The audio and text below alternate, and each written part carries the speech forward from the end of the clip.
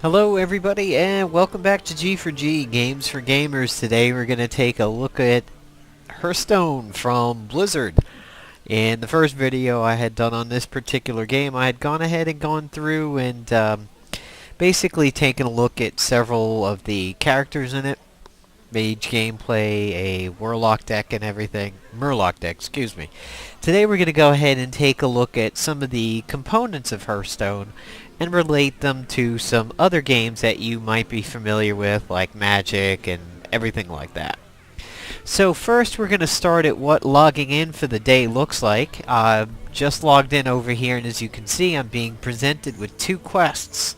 It's not an or situation, it's an and situation. I can get 40 gold for winning 2 games with a mage or a shaman, and more gold with 3 victories for any class. So actually you can knock out 2 of them here, and then 1 more. Now, since I have defeated all of the characters, all the NPCs, the arena has opened up. And the arena was currently not available to me in the first video that I had done, because not everybody was unlocked.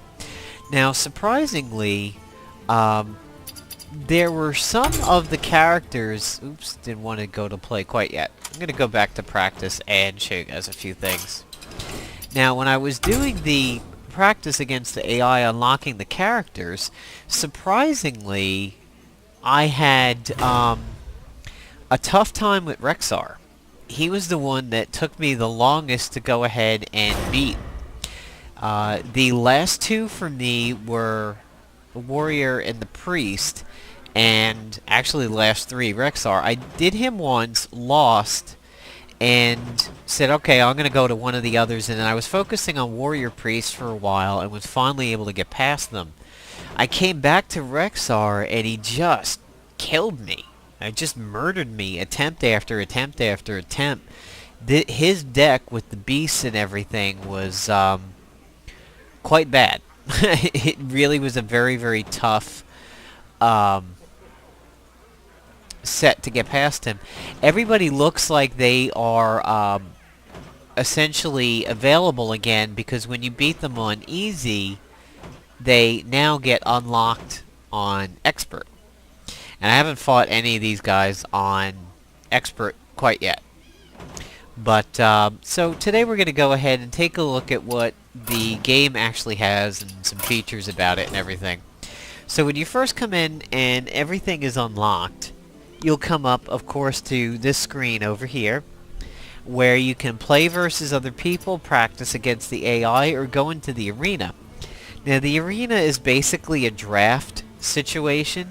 You are playing against other people, and you're presented with 3 cards. And when you're presented with the 3 cards, you have to pick which one you want. And the choices go away, and then a new set of 3 cards come by. So it's essentially not about your amazing deck that you've been spending money on or banging away at.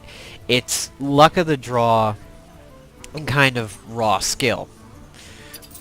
So we'll take a look at the store that's in the game over here.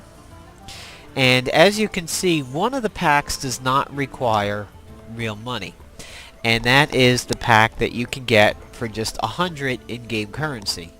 The game kind of starts you off with this, and you do kind of consistently, as you're going through the beginning part of the game, get about 100 gold thrown at you. It's this attention comes up even if you don't have a real money item selected. So here is actual real money to spend, but if you come back, it still says you're going to spend real money, which isn't exactly true. If you want to dump some cash, you can get 2 packs for $3, 7 for 10, 15 for 20, and the whopping 40 for 50. That's kind of a lot. So this is how you this is one way that you can get cards in the game. The other way that you get cards is to go ahead and level up your heroes. When they get, as they progress to level 10, they get class-specific cards. And then, of course, you have the neutral one. So as you can see here, all of the heroes are unlocked. And the amount of cards that you have per hero is dependent upon the level of the hero. So my druid is not particularly high, haven't used them much, so I only have this amount of cards. But now if I look at my mage, which is Jaina, my highest, you can see here has a ton of mage cards. My shaman, which is also fairly high, multiple pages of shaman cards. My warrior, which is completely untouched, nothing. So, being here on the warrior page, we'll go ahead and highlight one of the things that's kind of interesting about Hearthstone compared to other games. In Hearthstone, some characters have a weapon. A weapon is a card that goes in your deck with a maximum of 2, as you can see over here. And once it's in your deck, you pull it randomly. When you get it, it has 2 factors when you cast it. Here's the mana cost, so you can't do it in round 1 unless you got the crystal.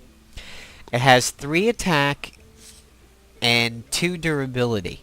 Now what this means is that the warrior hero will equip this, and he'll actually be able to attack just like a regular minion. And he'll suffer damage like a regular minion. So if you attack something that has 5 attack and 1 health, you'll kill it, but you're also going to receive 5 damage. The durability is the amount of times it can be used before it disintegrates and becomes unusable. So a warrior would be able to use this twice. Once per round unless there's some other circumstance, and then the weapon breaks and he can't use it. Under most circumstances, a character cannot attack unless they actually have a weapon. Now, I don't know if some other characters will wind up with weapons. That don't seem like it's readily apparent. For example, Jaina, being a mage, I haven't seen a weapon for the mage. Now, paladins, on the other hand, they have a weapon. So, slightly different from the warrior, it has 1 attack, but it has 2 more durability, so it's going to last a few more turns. The ones that I've seen that definitely have weapons are the hunter. Well, no, I take that back. The hunter has an offensive power, not a weapon. The rogues have a weapon, and they have some cards that have some synergy with the weapon, like coating it in poison, so that it does more damage. The warriors have a weapon, and the paladins have a weapon. I do believe there is a weapon for shaman, if I recall. I think it's a little bit higher level. Druids kind of have a weapon in the fact that their ability grants them an attack and armor. So, to a degree, they kind of have a weapon, but it's actually based off of their hero power. So in order for them to use it, it's going to cast them 2 crystals per turn.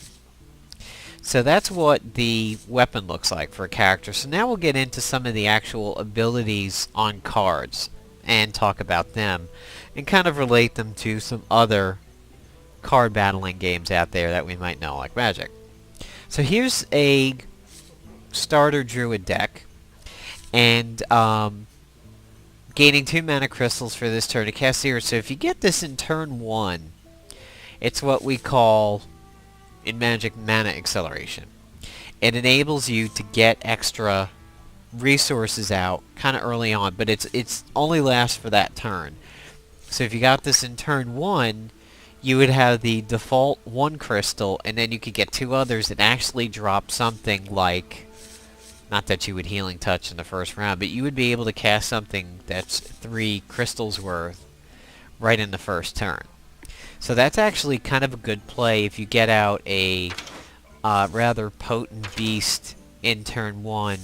Somebody like, let's say, this guy. Or this guy at 4 attack. So that's kind of neat to be able to do that. Move on to, let's see if there's any other things here. Taunt. We need to talk about Taunt. What Taunt is that unlike magic where if you have creatures out, your creatures generally can't attack the enemy directly. They kind of have to go through the minions that are out, basically. Well, in this game, your hero can be attacked at all times, unless there's something on the field that has taunt. Taunt basically says, you must attack me until I'm dead before you can attack anything else. So, it's basically protection against other minions and protection against yourself. Gaining an empty mana crystal is, it doesn't fill in when you cast this, but it allows you to get, pull ahead of your enemy. So, in round 5, if you were to cast this, you would go up to 6 crystals, and the next round you would actually be at 7, and your enemy would be at 6. So there's, some pretty decent cards here for druids. For the hunters, we'll take a look at their deck. They have a lot of synergy with beasts. Beasts are hunter cards, and they're also neutral cards, and one of the best cards to have synergy with, and can be really, really destructive. This Oasis Snapdraw is a very, very good tank with a lot of beast buffs, and the attack buffs work exceptionally well with this ugly ass over here, the Corehound. He drops at 9. Imagine having a whole bunch of hunter beast buffs on him. He'll be like 10, 11, you know, extremely easy. So, back over here with the hunter deck, you have this guy giving beast +1 in charge. Now, charge is a mechanic that in Magic is called haste. In this particular game, when you drop a minion card, unless it has charge, it can't act that turn. You'll drop it and it'll have little green Z's sticking out of it as if it's asleep. So, charge says all of your beasts will actually be able to act on the turn that they are dumped. Timberwolf, this is another extremely strong hunter card. All beasts have +1 attack. Secrets. Secrets are basically a, I guess not that I ever played it, but I do remember the cartoon and of course all the internet memes, Yu-Gi-Oh! You've activated my trap card. Secrets are very similar to a trap in this game. They are a buff to your character that nobody knows until a specific action or specific instance occurs. Now this one, Freezing Trap, it's a secret. Whenever an enemy minion attacks, you return it to its owner's hand and it costs 2 additional mana to cast again. So this would be something that would be, if I was playing Rexar, it would be on my character. The enemy would know that I had a secret out, but he wouldn't know exactly what happens until a minion attacks.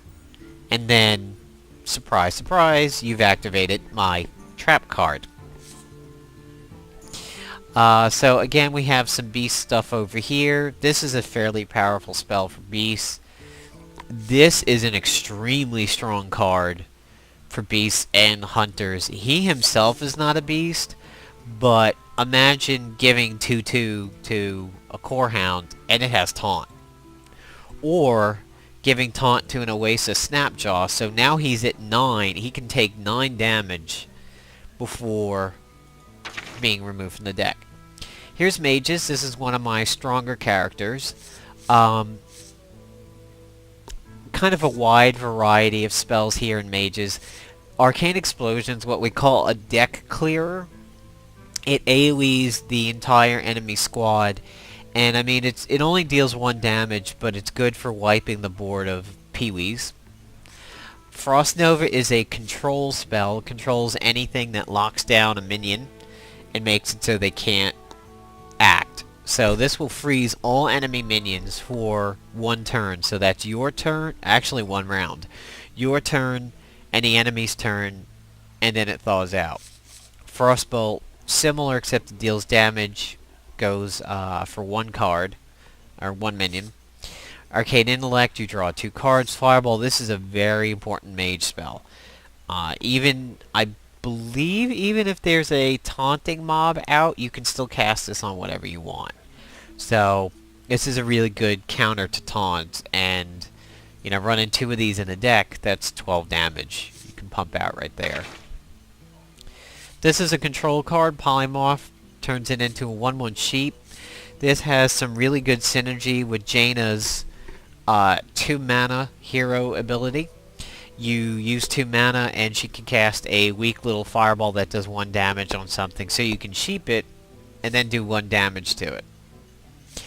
Ethereal Arcanist, this is a card that I uncovered at some point, and since I don't have a secret, I don't run them in my deck.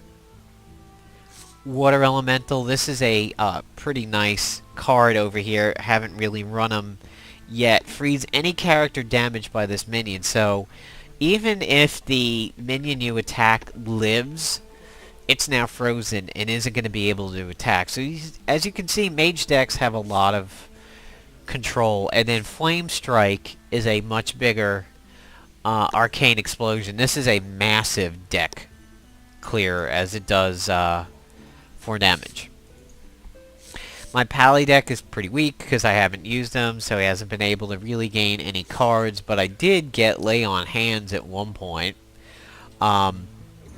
This is a big heal and can really suck the wind out of an enemy if it's dropped in late game. You look on Death's Door and you drop 8 health, and you buff up the cards in your hand. Restore 6 health, Holy Light, Divine Shield, +3 attack to a minion, change an enemy's minion to attack to 1. So this is a gigantic weakening spell. This kind of doesn't seem right for a paladin, honestly. It sounds more like something for a warlock, something that, you know, saps damage. And he has a weapon. And a win. The priest spells. Priests are tough. Priests have some really good decks, and this is why. Whenever a minion is healed, draw a card. This is really, really powerful, as the priest's ability is a heal for 2 or a heal for 1. So people are designing decks around these cards, healing their weakened minions, and getting a lot of deck acceleration. You have a 0 mana silence. Now when you silence somebody in this game, it means that whatever their abilities are, they can't use it. So this thing says whenever a minion is healed, draw a card. If silence is put on the Northshire Cleric, this will not activate. So double a minion's... Well, that's not a good example. Let's see. I'll show you a good example of that. If silence was cast on the raid leader, which I think was 3... Okay, all of the minions have +1 attack. If he's silenced, this doesn't work. It's almost like this doesn't exist. So silence is relatively powerful. Double a minion's health. A lot of, you see this in a lot of priest decks. This is put on that so that it stays out on the field for a long period of time. This is a permanent, this isn't a 1-round thing. This is a permanent thing. And that enables the Northshire Cleric to live a long time. Mind Blast is a very, very powerful spell. Sort of like Jaina's Fireball. Again, this is another spell because it isn't about health. It's about their attack. So that Oasis Snapjaw of 2/7, that takes a lot of damage, but you can put this on it and kill it pretty quickly. Gaining health. But this doesn't count as a heal. If this is cast on somebody, it doesn't activate that, and same for this. But it's, again, a really solid buff. I have a rather epic card over here for the rogue, but I don't have a rogue deck yet. Cold Blood, give a minion +2 attack. Combo +4 attack instead. If some other spell has been cast that round, combo activates. So if I was to do Backstab first and then do this, the minion would have +4 attack. So this is a really powerful card. Here's weapon synergy. Give your weapon +2 attack. So if the rogue has got a weapon out, +2 attack permanently until it expires. So if you get the weapon again, it won't have the +2. Sinister Strike is fairly powerful. Assassinate is just a complete out-and-out destroy. So, I mean, this is better than a control. This is an out kill. This will wipe anything out. Defias Ringleader, I got Sap. My Shaman deck is going pretty good. My Thrall is pretty high. Restoring full health for 0 mana and giving it Taunt. Pretty handy. You can use it just to drop Taunt on something. Giving your totems +2 health. This is a permanent buff, and this is your hero ability totems and any of these totems. Frost Shock, Rockbiter weapon. This is applied to a minion, not yourself. Give a minion Wind Fury. This is pretty strong. Wind Fury in this means a minion will attack twice in a round if it lives. So if it's 5/5 going up against the 1/1, it's going to hit the 1/1, kill it, and then be available to attack again. This is a big cornerstone to Shaman decks, especially with powerful minions. Drop this in between 2 really solid cards, and you've got some beefy attackers. Hex is some control.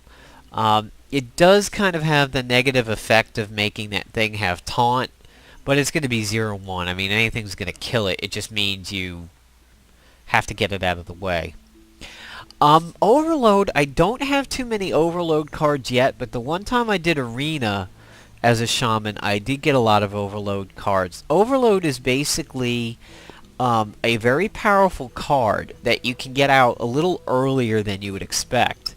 And if something has Overload 1, basically what it does is it locks a crystal the next round. So if you cast a 5 crystal card and it says Overload 1, and you're at 5 crystals, the next round when you would normally be 6 out of 6, you're actually going to be 5 out of 6. You won't be able to access one of your resources, and then the round after that, it expires. So that's what Overload is. Battle Cry is basically what the card does when it hits the deck. So if you were to cast Fire Elemental, Battle Cry would activate, allowing you to do 3 damage to anything on the board, be it a minion or the enemy hero. Here's a Warlock deck. Voidwalker with Taunt. Deal 2 damage to a minion. If it's a friendly demon, buff it instead. Discard a card at random. I don't know if this means you or the enemy. I think it means you. And I can understand why. That's a 4/3 for only 2 resources. That's pretty strong. Drain life. Sends demon. Shadow Bolt. Hellfire. Another board clearer over here. Warrior. You got the weapon. Give a friendly minion charge. All your other minions have charge. This is very, very powerful card, and more on that in a little bit. Heroic Strike. Some of my neutrals over here is a Battle Cry and Taunt. All other Murlocs have +1. Destroy your opponent's weapon. Taunt. Adjacent minions, similar to the totem, have +1 attack. This is pretty good in Hunter decks. Spell damage. This is good for, you know, Warlocks, Mages, Druids doing Starfires. Silencing a minion. I'm not too sure if this is a permanent silence or not. I think it is. Summon a Murloc Scout. Restoring health. Spell damage. Give your opponent a mana crystal. I think it's a filled mana crystal, but again, that's the offset of getting a 4/2 for 3. Death Rattle. What Death Rattle is that when the minion dies, it does whatever Death Rattle says. So it's the opposite of Battle Cry. Battle Cry is when something comes in. Death Rattle is when it dies. Taunt, Battle Cry, give adjacent minions +1 and Taunt. Summon. spell damage, and battle cry. Divine Shield. Divine Shield basically is just a protection from damage. Damage is applied to the shield first. This is a very annoying card. Mostly because of the health. I run this in a lot of decks. Give +1/+1 for every other friendly minion on the battlefield. If you drop this late in a game with a bunch of peewees, he'll drop it anywhere from 6/6 to 10/10. Pretty powerful card. Deal 3 damage to the enemy hero. Your minions cost 3 more. That's a very, like, Magic-esque thing. Stealth. Stealth in this game basically is similar to, like, Hexproof in Magic.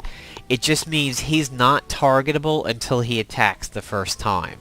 So if I put him on the field, a minion can't attack him and spells can't be cast on him. And no tooltip for that. Charge, taunt, stealth. So he can't be attacked until the target deals damage. All other minions have +1. So that's some explanations of the cards. Now when you go to craft a deck, you kind of want synergy in your decks. And take, for example, a Murloc deck. Say you're running a Shaman Bloodlusted Murloc deck. The idea is to get out a whole bunch of Murlocs Bloodlust and run your opponent over. Synergy is when other cards affect other cards. Like this one, all other Murlocs have +1 attack. So this one will become a 3/1. Now, where charge is extremely handy is the fact that every other kind of large-scale thing that you want to do involves a setup. They have to get out in one turn, and then they have to act on the next turn. If you have that card that says all your other minions have charge, and I think that was back here on the warrior, your other minions have charge. Here's how this is extremely strong. If you're trying to set up a big Murloc attack, let's say, and then buff them with something, well, they have to go out in one turn, and then they're vulnerable to attack. So before you even get to use them, you may have to see them die from some big board clearing spell like Flame Strike or Arcane Intellect will take out a bunch of weak Murlocs. So you have to try to protect them or get them to do what you want in the first turn. So protecting them would be having something like Taunt out.